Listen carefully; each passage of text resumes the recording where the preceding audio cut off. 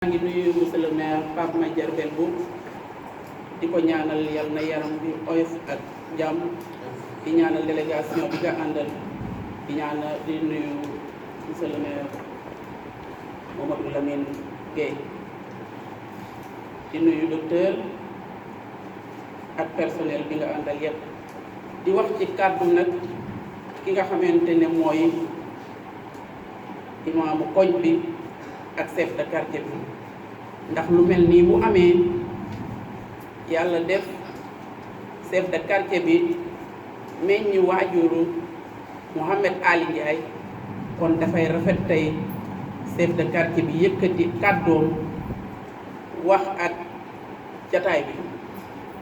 ndax beccum liir bu neexee ndey ja moo téye ca bagg ya Moussa Ndiaye di waajuru Mouhamed Ali Ndiaye ma bokk ak moom waajur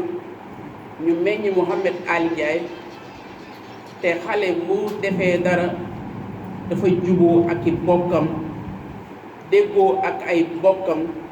te Mouhamed Ali Ndiaye déggoo na ak ay bokkam juboo na ak ay bokkam ma leen koy seedeel ci leen seedeel ne waajuram wii toog bi mu nekkee tout tànk lañ ñu ko dénk macha allah ba mu meññal ñu suñu njaboot gi gis ñu ci dara loo xamante ne lu nu naqari la may gërëm nag koo xam ne ku jara gërëm la di ko seede monsieur le maire ak délégation bi fi nekk ak ñi nekk ci salle bi yëpp ndax su ma limee damay juum wala du ma matal muy Ali Ndiaye dëkk ci Aaneen doon doomu Xombol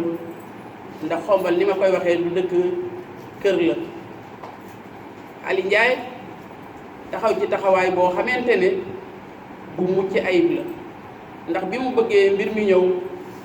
li ma ne déeyoo na ci ak bokki Mouhamed Ali Ndiaye ñun ñi di ay waajuram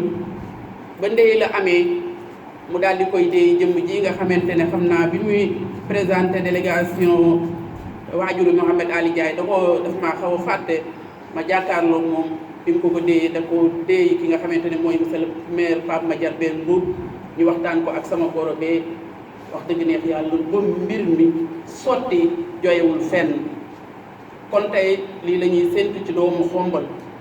ndax Xombol du dëkk kër la du ne dangaa yore mairie bi rek yow rek yaa war a def kon doomu Xombol yi fi nekk yëpp lii Mouhamed Ali Ndiaye def du Mouhamed Ali Ndiaye moom moo ko def doomu Xombol yëpp ñoo ko def Ali maa ngi lay yónni ci kuréel gi nga xamante ne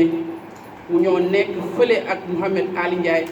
te sama mag bu góor bi bala ñuy joyal kàddoom dinañ ko sànni ñaan ndax loolu lañ waroon a ubbee ndax yaram moo neexul mu nekk foofu Moussa Ndiaye bi nga xamante ne ñu ngi wane foofu ambulance bi gis nañu taxawaay boobu ngeen taxaw ndax Mouhamed Ali Ndiaye kat su amul woon ñaanu waajuram bu góor muy soxna Jóob bu Sëriñ Fàllu